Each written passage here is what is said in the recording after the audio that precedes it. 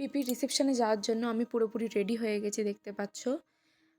এখানে সমস্ত পিপির বাড়িতে নিয়ে যাওয়ার জন্য যে সমস্ত তত্ত্বগুলো আছে সেগুলো এক ঝলক তোমাদের দেখিয়ে দিলাম। বেশ কিছু তত্ত্ব নিয়ে চলে যাওয়া হয়েছে। চলো নিচে বাসে উঠে তোমাদের সাথে কথা বলছি।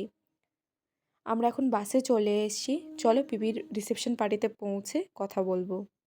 এটা হচ্ছে বাইরের ডেকোরেশনটা, খুব সুন্দর করে সাজানো হয়েছে ভেন্যুটা। ওখানে বেশ কিছু বিয়ের ফটোও আছে।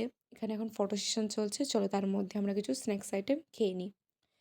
স্ন্যাক্স আইটেমে ছিল রেশমি কাবাব আর ছিল পনির সতে। চলো খেয়ে দিয়ে এবার কফির কাউন্টারে যাব। কফি নিয়ে চলে এসেছি। চলো ঝটপট খেয়ে দিয়ে নিচে একটা রুমে পিসির যে সমস্ত তত্ত্ব আনা হয়েছিল সেগুলো রয়েছে, সেগুলো তোমাদেরকে এক ঝলক দেখিয়ে দিই।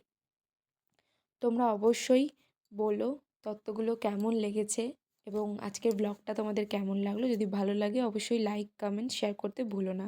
আজকের মতো